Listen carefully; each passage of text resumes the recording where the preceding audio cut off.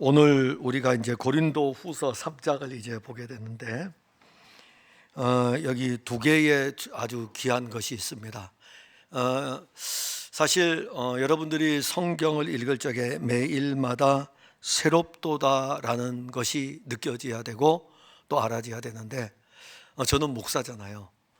목사인데 요즘 이렇게 성경을 읽으면 또 예전에 보던 시각하고 영적인 시각하고 또 다르게 이렇게 보여지고 그러합니다. 사실 제가 주중에는 굉장히 힘들었던 시간이었어요. 근데 힘들었지만은 성경을 가까이 할 수 있는 너무 좋은 시간이었어요. 근데 사실 글을 읽으면 안 됐거든요. 글을 읽으면 안 되는데 글을 읽으면 고개를 이렇게 내려와야 되는데 근데 너무너무 재밌어가지고 계속 끌려갔어요. 제가 이제 우리가 새벽에 이사야서를 하고 있잖아요. 이사야서가 이제 거의 끝나가고 있기 때문에 다음에 새벽에 우리가 말씀을 나눌 때에 어디를 나눌까? 예레미야를 한번 읽어보면서 예레미야를 연결해서 가는 게 좋을지 그런 의미로 예레미야서를 읽기를 시작했어요. 근데 그 예레미야서를 읽는데 너무 재밌는 거예요. 제가 재밌다는 표현은 옛날 이야기나 이런 것이 아니라 말씀이 저를 이렇게 끌고 들어가는 그 어떤 느낌. 그래가지고 옆에 있는 이제 펜이 하나 있어가지고 그 펜을 갖다가 막 이렇게 치면서 프리노트는 하지 않고 그냥 그 부분에 대해서 이렇게 치면서 말씀을 읽는데 예레미야서는 구약의 말씀입니다. 그 구약의 말씀을 새 언약의 관점으로 접근을 하니까는 막 은혜가 넘치는 거예요.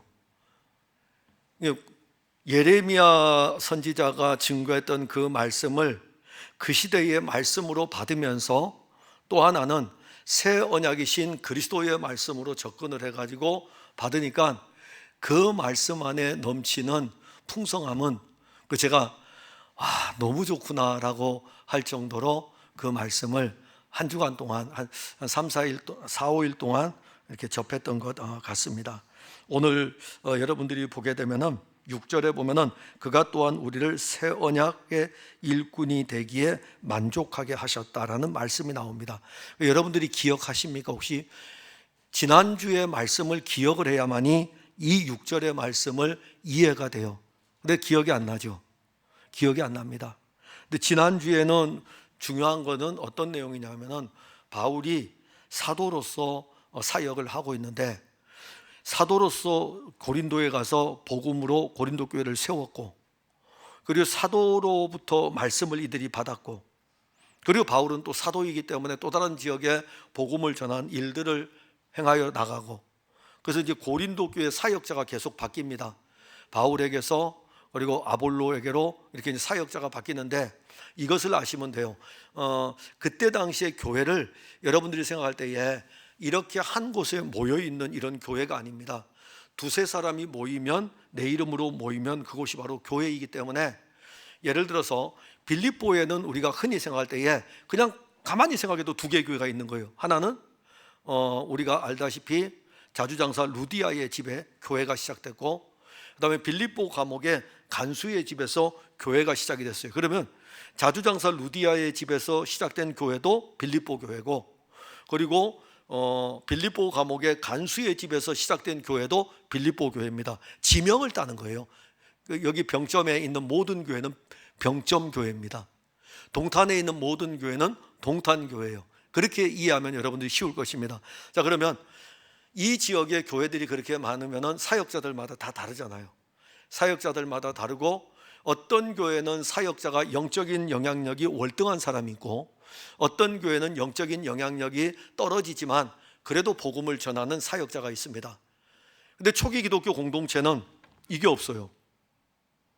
지금처럼 이렇게 인쇄술이 발달돼 가지고 성경책이 있다면은 성경을 근거로 해서 가르칠 수 있는데 그때는 목회자가 성경을 가지고 있지를 않습니다. 두루마리로 되어 있죠. 두루마리로 되어 있고 예를 들어서 고린도 후서가 쓰여지게 되면 고린도 교회에 이 편지가 전해지면은 이 편지를 고린도에 있는 여러 교회들이 회람해서 봐야 돼요. 회람해서 이 글을 읽게 됩니다. 그럼 개인이 소장할 수가 없어요.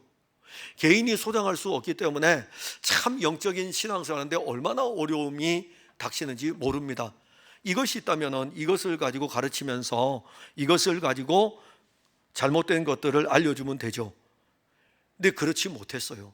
그러다 보니까 교회 안에 어떤 일들이 일어나냐면은 고린도에 있는 이 여러 교회들, 고린도가 인구가 굉장히 많은 도시입니다. 그때 당시 한 50만 명이 넘었기 때문에 엄청난 인구예요. 엄청난 인구인데 그 도시 안에 여러 지역의 교회들이 이렇게 세워져 있죠. 자, 그러면 이 여러 지역에 세워져 있는 교회들 안에 어떤 일들이 일어날까요? 파당은 당연히 일어날 수밖에 없고, 파벌 싸움도 일어날 뿐만이 아니라 또 하나는 바울의 사도권에 대한 문제들을 슬슬 이렇게 이제 대두시킵니다. 누가 바울의 사도권의 문제를 대두시킬까요? 유대에서 온 무리들이죠. 유대에서 왔다는 것은 예루살렘에서 왔다는 것입니다. 그러면 예루살렘에 왔다는 것은 자기들 나름대로는 굉장한 자부심이 있는 거죠. 어느 지역이든지 간에 그때 당시에 예루살렘이라는 이 자체는요, 교회로서는 어머니의 교회인 역할을 하게 됩니다. 시간이 흐르면서 교회의 가장 큰 그러니까 교회에 여러 지도자가 있어도 시간이 흐르면서 최고의 지도자는 로마교회 감독이에요. 로마교회 감독. 그런데 로마교회 감독이 되기 전에, 이전에 나오기 전에, 그러니까 AD 100년이 되기 전에, 그러니까 100년 후, 그러니까 AD 80년, 90년대부터 그다음 100년이 지나서부터는 로마 교회가 이렇게 부상이 되기 시작하지만은 그 이전에는요, 예수님이 30년에서 33년 사이에 승천했어요. 사도들이 활동을 합니다. 예루살렘 교회가 세워졌어요. 지금 고린도 교회에 보내는 편지만 해도 AD 55년경에 쓰여졌어요. 그러면 예수님이 승천하고 약 20년이 지났습니다. 자, 그때는 그러면은 사람들이 생각할 때에 교회의 머리는 어디에 있을까? 어디 교회라고 생각하세요? 바로 예루살렘 교회입니다. 왜냐하면 예루살렘 교회를 왜 그렇게 생각하냐면은 여기에서 예수님이 활동을 했고, 그 다음에 예수님의 제자들이 거기에서 활동하고 있고 사역도 하고 있기 때문에 사도들이 있는 사역하는 그 교회가 바로 교회의 머리다 할 정도로 교회의 중요한 역할을 예루살렘 교회가 했습니다. 그럼 그 교회에서 추천서를 받아서 오는 사람들에게 있다면 어떤 일이 벌어질까요? 우리가 사도 바울보다 더 뛰어나지. 왜냐하면 예루살렘으로부터 오니까는. 그러니까 예루살렘으로부터 왔다 그러면 교인들이 그냥 대단하네, 와 대단하네, 그런 느낌을 갖는 거예요. 그러니까 오늘 우리 목회자들이 모이잖아요. 목회자들이 모이면 그런 이야기를 해요. 제가 또 말씀드리지만 영상으로 나가지만은 여러 교파들이 쭉 있잖아요. 그러면 이렇게 물어요. 어디입니까? 어디입니까? 어디입니까? 물을 때에 고신입니다. 그러면 그래요 하면 끝나는 거예요. 그냥 끝나는 거예요. 우리 여러분들은 모르지만 목회자들 세계 속에서는 고신하게 되면은 그래도, 물론 고신도 여러 연약한 부분이 있지만은 그래도 그들이 가지고 있는 게 뭐냐 하면은 그래도 성경대로 말씀을 가르치려고 하고 있다는 것을 알고 있기 때문에 고신이에요? 이렇게 하면 그냥 지나갑니다. 제가 그러는 게 아니고 하여튼 사람 목회자들이 그렇게 이야기를 해요. 그래서 이제 우리들이 만났을 적에 고신입니다 하면 사람들이 그렇습니까? 더 이상 안 물어봐요. 안 물어보는데 예루살렘 교회에서 왔다 그러면은요, 이거는 이것보다 더한 거예요. 예루살렘 교회에서 왔다 그러면은 고린도 교회에 예루살렘에서 왔다 그러면서 교회를 어지럽히는 거죠. 야, 우리가 예루살렘에서 왔는데 바울이 사도야? 바울 사도 아닌데? 이렇게 이야기하면 교회에 미치는 영향력은 어떠할까요? 한마디 툭 던져놨지만은 그 한마디 툭 던져놓은 곳이 여기에서 여기로 이어지고 고린도 지역에 일파만파 퍼지겠죠.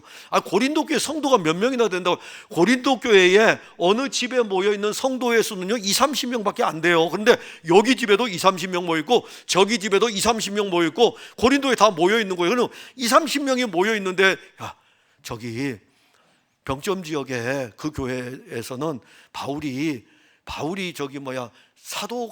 사도인지에 대해서 예루살렘에서 온 사람들이 그거 이상하게 생각하던데? 그러면 여기에서 이야기를 했어요. 어디로 갈까요? 또 다른 지역에 가겠죠. 또 퍼지는 거예요. 그러면 이제는 이제 말이 일파만파보다 고린도 전체 안에 있는 교회들마다 바울의 사도권이 어디서부터 왔느냐라는 문제, 바울의 사도권의 문제를 딱 건드리는 순간에 바울이 전한 모든 말씀은 부정이 되게 되는 겁니다. 교회가 어지럽혀질 수가 있죠. 그래서 바울은 나를 추천한 것이 누구냐 이겁니다. 나를 추천한 거. 내가 사람에게서 추천을 받았느냐 이거죠. 내가 사람에게 추천을 받아가지고 내가 고린도에 와가지고 사역을 했느냐, 이 문제를 거론하는 겁니다. 나는 하나님 아버지, 하나님의 뜻으로 말미암아 그리스도 예수의 사도가 된 것이지, 예루살렘 교회가 나를 사도로 보낸 것이 아니라 이겁니다. 나의 사도된 것은 하나님 아버지의 뜻으로 말미암아 예수 그리스도 안에서 예수 그리스도의 사도가 되었다라는 것을 알려주고 있고, 그러면 여기에 대해서 충분히 증거가 될 수 있는 편지가 있다 이겁니다. 그래, 글로서 쓴 편지였을까요? 아니에요. 너희들이라 이겁니다. 너희들이라 이겁니다. 너희들은 그리스도의 편지라 이겁니다. 그러면 그때 고린도 교회 성도들이 누구를 믿음으로 말미암아 구원을 받는 것을 알고 있습니까? 사도 바울이 증거했던 예수 그리스도에 대한 것들을 지금까지 들었기 때문에 그들이 주 예수를 믿음으로 말미암아 구원을 얻고 주 예수 그리스도를 믿는 믿음 안에서 한 몸의 교회 공동체를 이루어가고 있고, 이 모습이 바로 내가 너희들에게 사도라고 하는 것에 대한 충분한 증거가 되지 않느냐라고 하는 것입니다. 그리고 내가 지금 너희들에게 전하였던 모든 것들은 앞에서 이제 증거할 적에 먹으로 쓴 것이 아니라 이겁니다. 글로써 되는 것이 아니에요. 영으로서 신비에 새겨진 것입니다. 그래서 오늘은 영에 대한 부분입니다. 여러분들이 오늘 이 자리에서 설교를 들어도 저는 여러분들 안에 글로써 여러분들에게 새겨주고 싶은 마음이 절대로 없습니다. 그리고 글로써 새겨지는 것은 여러분들의 지식에 불과할 것이고, 주의 영이 영으로서, 주의 영입니다. 성령입니다. 영으로서 여러분들 안에 새겨지는 말씀, 그게 바로 그 영으로서 새겨지는 그 말씀이 여러분들 안에서, 말씀이 영이, 그러니까 예수님께서 말씀하실 때에 생명이며 영인이라는 이 말씀은 그 영이, 그 말씀이 영으로, 그 말씀이 생명으로 그 안에서 일하는 것을 가르칩니다. 어려운 거 아닙니다. 어려운 거 아니고, 여러분들의 이성의 사고로 자꾸 접근하려고 하니까 영은 어려운 거예요. 당연히 어렵죠. 내 눈에 보이지 아니하는 이 영을 자꾸 우리가 지내왔던 종교의 그 틀 안에서 그 영을 접근하려고 하니까 어려운 것입니다. 들으면서 나니까는 여러분들 모든 것을 그냥 내려놓으시면 돼요. 모든 거 그냥 다 내려놓고 그 다음에 증거되어지는 말씀을 그때의 주의 영이 이끄는 바대로 여러분들이 누리시면 되는데, 6절에 보면 그가 또한 우리를, 자, 여기 그가 또한, 우리의 만족은 오직 하나님으로부터 난다 이겁니다. 즉 너희들이 우리를 사도에 대한 문제를 도전했을지라도 우리는 너희들에게 여전히 복음을 전했고, 그리고 너희들은 이 복음의 편지고 우리에게 있어서 그리스도의 편지가 되기 때문에 내가 너희들에게 어떻게 구체적으로 내가 사도라는 것을 일일이 이야기하겠느냐. 내가 예루살렘에 가서 예루살렘에서 예루살렘 신학교 졸업장을 가지고 와야 되겠느냐? 그것도 아니잖아요. 내가 만난 예수, 그리고 너희들은 이 예수를 받았고, 내 만족은 다른 게 없다 이겁니다. 너희들이 그리스도 안에서 그리스도의 편지이기 때문에 나는 그것으로 만족한다 이겁니다. 그리고 그가 또한 우리를 새 언약의 일꾼 되기에 만족하게 하셨으니, 자, 바울이 쓰는 편지에는 하나님께서 고린도 교회 성도들이 그리스도의 편지인 것을 만족하고, 또 하나는 하나님께서 바울과 디모데를, 우리라고 했잖아요. 우리를 새 언약의 일꾼이 되기에 만족하게 하셨다. 즉 새 언약은 누구를 가리킵니까? 언약이 있습니다. 새 언약이 있으면 옛 언약이 있겠죠. 옛 언약은 율법입니다. 새 언약은 그리스도입니다. 그러기에 옛 언약과 새 언약은 이게 나쁘고 이게 좋고가 아니에요. 나쁘고 좋고가 아니라 언약은 하나님이 주신 것, 옛 언약도 하나님이 주신 것이고 새 언약도 하나님이 주신 것입니다. 하나님이 주신 것은 다 좋은 거예요. 하나님이 주신 것은 다 좋은 겁니다. 나쁜 게 아니에요. 율법이라는 옛 언약이 나쁜 것이 아니에요. 그건 너무너무 좋은 거예요. 그런데 여기 새 언약이라고 했어요.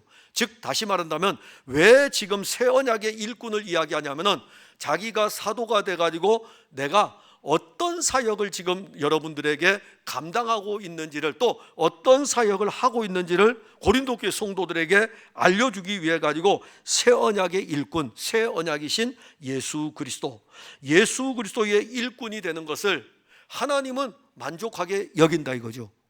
그러면 이제 이 장면을 보려면은 바울이 이렇게 편지를 할 때는 그 안에 말할 수 없는 영적 감동이 있어요. 여러분들은 모르죠. 저도 잘 몰라요. 근데 바울을 여러분들 여정을 보세요. 다메섹으로 가다가 다메섹에 그 가는 여정에서 부활하신 예수님을 만났습니다. 부활하신 예수님을 만났어요. 직접 만났어요.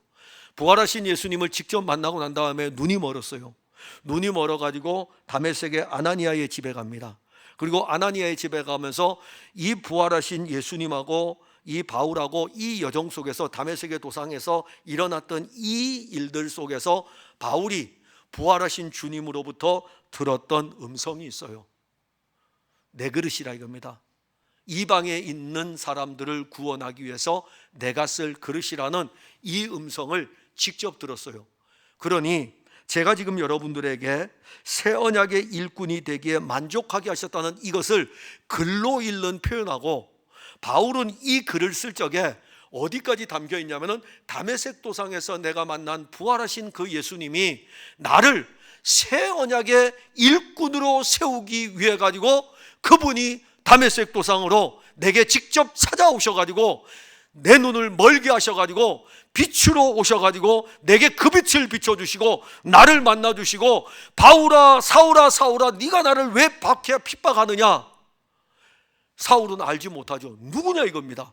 나는 네가 박해하는 예수니라.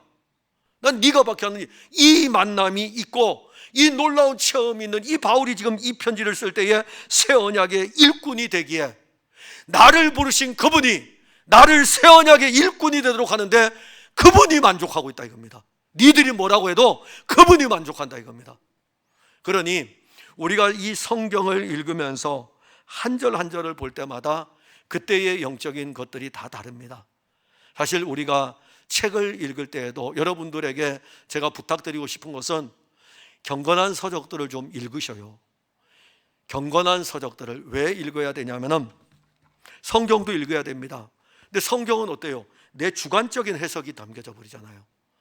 그래서 자칫 잘못하게 되면은 내 주관적인 해석에 이 카테고리에 딱 걸려버린다고요. 이것밖에 몰라요.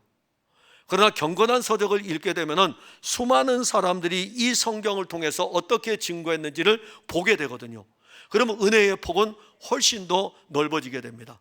그러니까 우리가 앞서간 신앙의 선진들을 보통 이야기하면 청교도들을 이야기하는데, 그때 인쇄술이 1400년대에부터 인쇄술이 발달이 시작되는데, 자 200년 정도 지나고 나서 청교도들이 막 활동할 때에 책값이 얼마나 비쌀까요? 되게 비싸죠. 오죽하면 결혼 지참금이 책값이에요. 청교도인들이 자녀를 결혼할 때에 결혼 선물로 뭘 줄까요?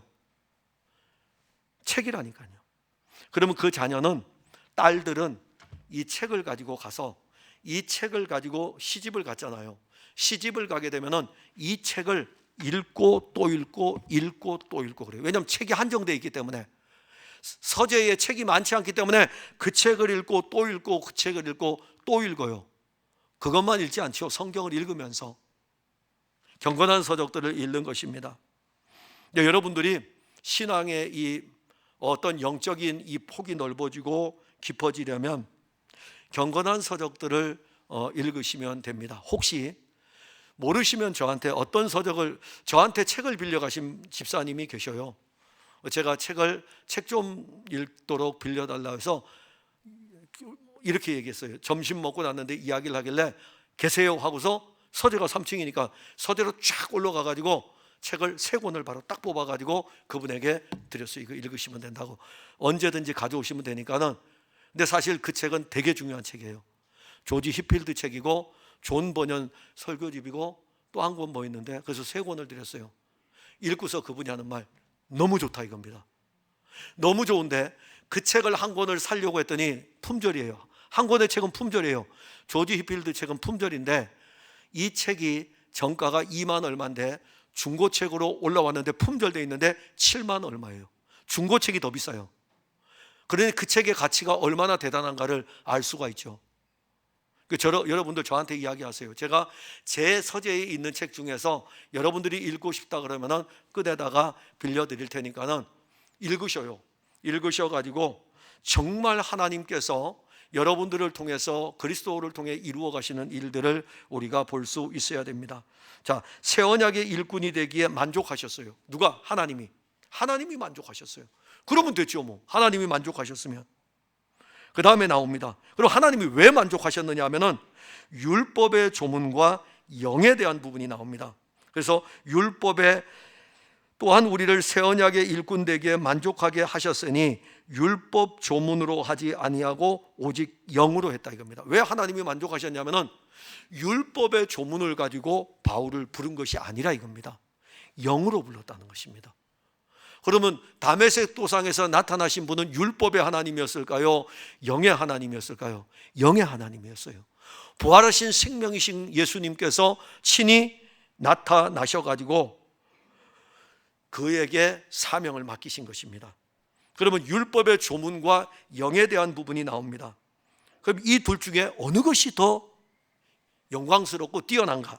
6절에 보게 되면 율법의 조문은 죽이는 것이요 영은 살리는 것이니라. 율법이 좋은 겁니다. 좀 이따 설명하겠지만 율법은 좋은 겁니다. 하나님으로부터 왔기 때문에. 근데 율법은 한계가 있어요. 율법은 살리지를 못해요. 율법은 살리지를 못합니다. 율법은 생명을 줄 수가 없어요. 율법 너무 좋아요. 하나님 아버지께서 주신 것이기 때문에 이 율법은 너무너무 좋은데 이 율법은 생명을 주지를 못합니다. 이 율법은 살리지를 못합니다. 그런데 그래서 이 부분을 이렇게 표현하죠. 율법 조문은 죽이는 것이다. 살리는 것이 아니에요. 죽이는 것이에요. 그리고 영에 대해서는요. 영은요. 그리고 오직 영으로 함인데 영은 무엇이냐면은 살리는 것이니라. 이 영은 살리는 거예요. 그럼 여기서 언급하는 영은 하나님이 보내시는 하나님의 영을 이야기합니다. 하나님의 영이 와서 살리는 거예요. 그럼 하나님의 영이 와서 살리는 것은 무엇을 통해서 살리냐면은 우리가 너희에게 전한 이 복음을 통해 가지고 하나님의 영은 너희들을 살린다 이겁니다. 즉 오늘날 교회의 성도들을 살리는 것은 영인데 이 영이 어떻게 살리냐면은 여러분들에게 하나님의 아들 그리스도가 증거되어질 때에 예수 그리스도가 여러분들 안에서 그 영이 역사함으로 말미암아 그리스도가 여러분들 안에서 살리는 것입니다. 이것을 지금 바울이 고린도 교회 편지를 쓰면서 영은 살리는 것이다. 그리고 또 하나를 이야기해요. 자, 그러면 율법의 조문하고 영하고 어떤 게 좋을 걸까요? 여러분들 율법 조문을 따라 신앙생활 할래요? 영을 따라 신앙생활 할래요? 그렇죠. 당연히 영을 따라 신앙생활. 누가 죽이는 것으로 신앙생활 할까요? 그러니까 율법 조문을 따라 교회 다니는 사람은 그 영이 매일마다 죽는 거예요. 율법 조문을 따라. 영이 살리는 것이거든요. 또 하나 비교가 나옵니다. 7절에 돌에 써서 새긴 죽게 하는 율법 조문의 직분도 영광인데 이제 직분으로 갑니다. 자, 그러면 율법 조문의 직분이 영광이 있다. 그래서 이스라엘 자손들은 모세의 얼굴에 없어질 영광 때문에 그 얼굴을 주목하여 보지 못하였다라는 말씀, 7절의 이 말씀을 율법 조문의 직분도 영광이 있다라고 했을 때에 이 율법을 누가 주었느냐 이겁니다. 모세가 시내산에 올라갔을 때에 여호와 하나님을 만났어요. 여호와 하나님이 율법을 모세에게 주었고 이 모세는 이 율법의 직분을 가지고 자기 백성들에게 가야 되는데 자기 백성들에게 갔더니 이 얼굴이요 어떠했냐면은 이스라엘 백성들이 주목해 보지 못할 정도로 여호와 하나님이 시내산에 강림했는데 거기 서서 같이 만나서 이 율법을 받아서 백성에 갔는데 백성들은 이 영광을 보지 못했던 거예요. 얼마나 그 영광이 컸는지. 영광이라는 이 자체가 하나님의 거룩과 관계가 있고 이 영광의 빛은요 우리가 하늘에 떠 있는 태양을 바라보는 그런 차원의 문제가 아닙니다. 죄인 자체는요 이 영광의 빛을 볼 수가 없습니다. 그러니 여호와 하나님이 시내산에 강림해서 돌에 써서 새기는 이 율법 조문을 주었어요. 영광의 하나님이 주신 거예요. 영광의 하나님이 율법의 조문을 주었고 돌에 새겨가지고 주었다고요. 돌에 새겨서 줬기 때문에 누구의 말씀입니까? 여호와 하나님의 말씀이고, 여호와 하나님의 말씀, 여호와 하나님이 영광이시니까 그 영광의 하나님이 돌에다가 새겨진 이 말씀이 얼마나 영광스럽겠어요, 율법도. 그런데 이 율법을 가르치도록 모세에게 이 직분을 주었으니 이 영광의 직분은 또 어떠하겠느냐라는 것입니다. 그래서 이 영광의 직분, 이 말씀을 가지고 왔던 모세를 이스라엘 백성들이 주목하지 못할 정도로 대단했던 것입니다. 그러면 다시 이제 8절로 가요. 하물며 두 개를 비교하는 거죠. 그러면 영의 직분은 어떠하겠느냐? 죽이는 것인데, 율법에 대한 이 부분, 율법 조문은 죽이는 것인데, 죽이는 것에 대해서 이 율법의 조문을 돌에 새겨서 받고 있는 모세, 그리고 모세가 이것을 이스라엘 백성들에게 알려준 이 직분도 영광스러워서 얼굴을 들고 보지 못하는데, 영의 직분은 얼마나 영광스럽겠느냐, 이 말씀을 하는 것입니다. 영의 직분은 말할 수가 없죠. 그래서 이제 이 영의 직분을 보시려면 요한복음을 보셔야 돼요. 참고로 봅시다. 요한복음 1장 14절 같이 읽어봅시다. 요한복음 1장 14절입니다. 요한복음 1장 14절. 그냥 제가 해도 되는데 원래 자주 제가 설교할 때 쓰던 말씀이에요. 너무 좋은 말씀이라 저는 요한복음 1장 12절도 좋아하지만은 1장 12절부터 13절, 14절 다 좋아해요. 그 14절 한번 보셔요. 같이 읽겠습니다. 시작. 말씀이 육신이 되어 우리 가운데 거하심에 우리가 그의 영광을 보니 아버지의 독생자의 영광이요 은혜와 진리가 충만하더라. 아멘. 자, 혈통으로나 육정으로 나지 아니하고 사람의 뜻으로 나지 아니하고 하나님께로부터 난 자들에게 말씀이 육신이 되어 오신 그분이 말씀이 육신이 되어 오셨어요. 말씀이 육신이 되어 오셨는데 우리 가운데 거하신다 이겁니다. 놀랍지 않습니까? 말씀이 육신이 되어 오신 그분이 우리 가운데 거하시는데 우리가 그의 영광을 보니까는 아버지의 독생자의 영광이더라. 자, 아버지의 독생자의 영광이더라. 그러면 다시 시내산으로 가보세요. 여호와 하나님이 시내산에 강림했을 때에 모세가 그 시내산에 돌에 새겨진 율법을 이렇게 받았을 때에 이 직도 영광인데, 이제는 그 영광이 모세가 그분에게서 떠나서 이스라엘 백성들에게 왔는데도 이렇게 영광인데, 아버지 품속에 있는 독생하신 그 영광이 이제는 모세를 통해서 이렇게 만나는 것이 아니라 그분이 그의 영으로 우리 안에 와가지고 아버지의 독생자의 영광이 우리에게 있다 이겁니다. 그러니 이게 얼마나 놀랍습니까? 근데 이걸 누가 했죠? 바울이 지금 편지를 쓰면서 바울이 고린도에 와서 이 복음을 전하면서 이 일들을 한 것이 바로 영의 직분이라 이겁니다. 모세는 율법을 가르쳤다면은 바울 자신은 나는 아버지의 품속에 있는 독생하신 아들의 그 영광을 가지고 복음을 전했고, 이 복음이 주의 영으로 말미암아 말씀이 육신이 되어 여러분들 안에, 고린도 교회 성도들 안에, 우리 안에 거하시게 함으로 우리 안에 이제는 아버지의 독생자의 영광이 있는데, 이게 바로 영의 직분인 거예요. 영의 직분. 이런 말씀을 이렇게 보면은 전 목사의 직이 영광스럽다라고 했을 때에는 육신으로 이야기하는 것이 아닙니다.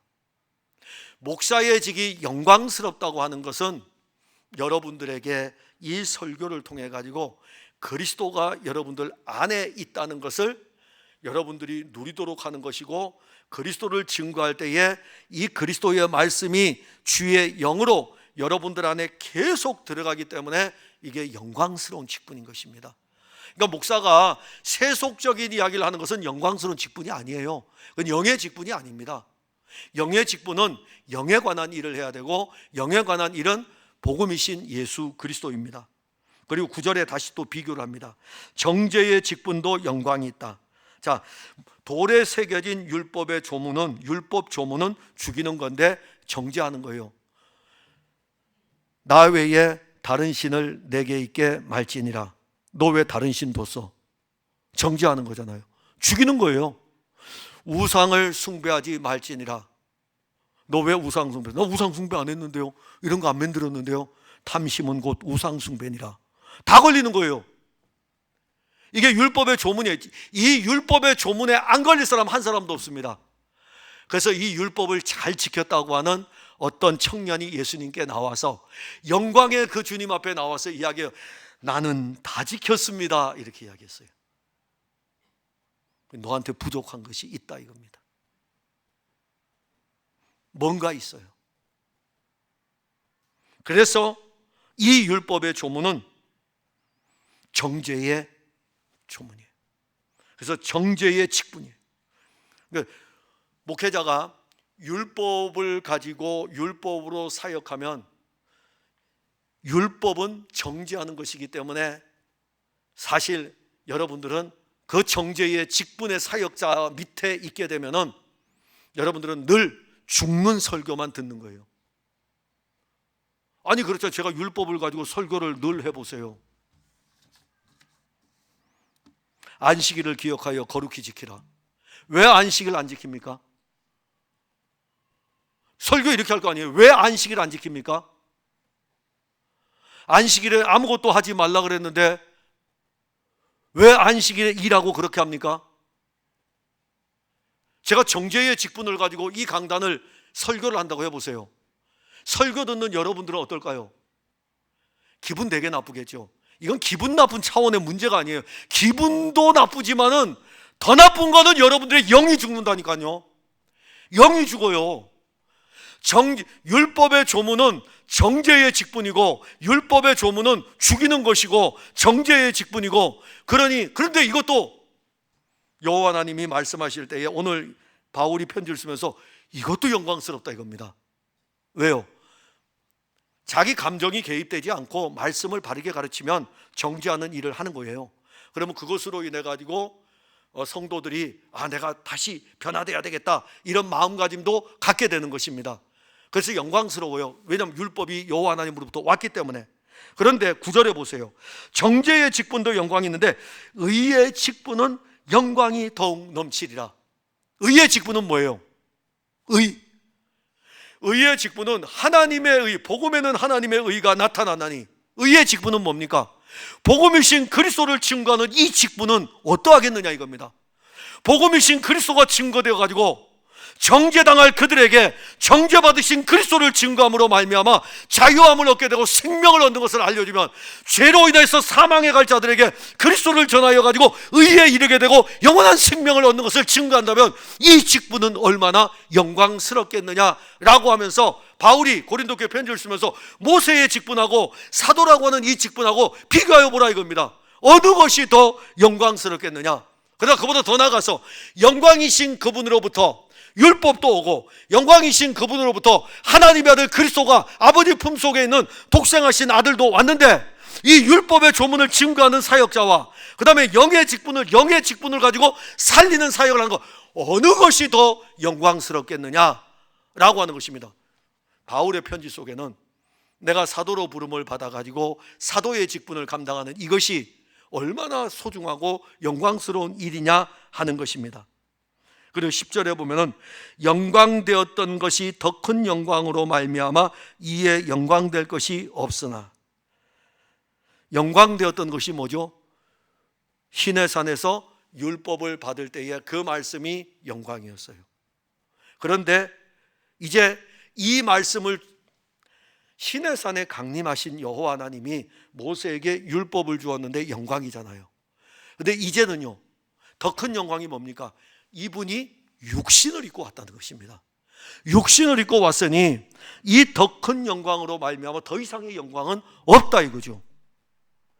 그리고 11절에 없어질 것도 영광으로 말미암았는데 없어질 것, 율법의 조문을 통하여 가지고 사실 살지 못하는 없어질 것들, 이런 것들도 아버지로부터 영광으로부터 왔는데 영광이신 그분이 육신을 입고 왔는 이 자체는 길이 살게 하기 위해서, 영원히 살게 하기 위해서, 영원한 생명을 주기 위해서 길이 있을 것은 더욱 영광 가운데 있느니라. 그것을 하는 자가 누구라고요? 바울은 내가 지금 그 일 하고 있는 거 아니냐, 내가 사도로 부름을 받아가지고 너희들에게 지금까지 증거했던 것은 길이 있을 영광이신 그리스도에 대해서 너희들에게 증거했고, 내가 언제 너희들에게 율법을 증거했냐 이겁니다. 근데 어떻게 내가 이렇게 증거했는데 너희들은 지금 율법의 조문을 따라서 영광 중에 있는 이 영광, 길이 있을 영광을 증거하는 이 사도직에 대해서 아직도 그 율법의 조문을 가지고 오는 사람들의 영향 아래서 그들을 따라서 가고 있느냐 비교해 주는 거예요. 그럼 이제 여러분들 어느 편에 서실 겁니까? 이건 이제 고린도 교회가 결정해야 될 문제예요. 내가 어느 편에 설 것인가? 율법의 조문을 따라 신앙생활하고 율법을 따라 가지고 가는 그 자리로 갈 것인가? 아니면 길이 있을 영광이 있는 복음이신 그리스도에게로 갈 것인가? 그건 여러분들이 선택하셔야 돼요. 신앙생활 여러분들이 선택하셔야 돼요. 여러분들 그리스도 안에 있는 거 맞으면, 지금 이 편지 어디 쓰죠? 고린도 교회에 쓰는 거예요. 세상에 쓰는 게 아닙니다. 고린도 교회에 쓰는 거예요. 고린도 교회 성도들이라고요. 그래서 이 편지는 불신자에게 쓰여지는 것이 아니라 여러분들에게 쓰여지는 거예요. 여러분들에게 쓰여지고 있기 때문에 여러분들이 이제는 바울이 고린도 교회 편지를 쓸 때 그 심정으로 들어가서 이 편지를 풍성한 교회 성도들이 다 받는 거예요. 다 받으면서 나는 율법의 조문을 따라서 죽이는 대로 죽이는 편에 갈 것인지, 아니면 나는 영의 인도함을 따라 그리스도 편에 설 것인지 선택하시면 돼요. 율법의 조문은 죽이는 것이고 영은 살리는 것이니 살리는 편에 서겠습니까? 죽이는 편에 서겠습니까? 율법의 조문을 따라 계속 신앙생활하면 여러분들 영은 죽어요. 여러분들 영을 죽으면 교회에 감사가 없고 신앙생활에 감사가 없어요. 감사가 없을 뿐만이 아니라 늘 어떤 일들이 벌어지냐면은 판단하고 정죄하는 일만 남게 돼요. 그러나 영광이신 그분, 더 큰 영광이신 그리스도가 오시게 되면 그가 이루신 일들에 대해서 감사가 넘치는 것입니다.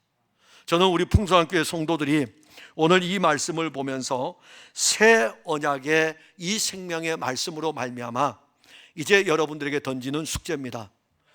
율법의 조문을 따라 일꾼 되지 마시고 영의 일꾼이 되셔요. 살리는 일꾼이 되세요. 옆에 있는 사람들, 우리 삼여전대죠. 옆에 거기 다 모여있네. 옆에 보세요. 아유, 지금은 웃고 있지만 속으로는 또 죽이려고 하지 말고 겉과 속이 항상 같게. 자, 손을 한번 이렇게 삼여전대만 이렇게 잡으셔요. 그 삼여전대. 자, 손잡은 여러분들은 한 몸의 교회 공동체로 살리는 사람들입니다. 그게 영의 일이에요. 기도하겠습니다. 하나님, 은혜를 감사합니다. 우리가 오늘 율법의 조문에 대한 부분과 영에 대한 부분에 대한 이 직분의 문제, 영광에 대한 것까지 다 살펴보았습니다. 참 놀라운 것은 예수 그리스도를 함께 받았는데 어떤 사람은 여전히 율법의 조문에 머물러 있고 어떤 사람들은 주의 영의 인도함을 받아 그 영에 이끌려 살고 있습니다. 원하옵기는 우리 삼여전대뿐만이 아니라 우리 모든 풍성한 교회 성도들이 율법의 조문에 모여 신앙생활하는 것이 아니라 그 영의 인도함을 따라 신앙생활하도록 도와주옵소서. 예수님 이름으로 기도하옵나이다. 아멘.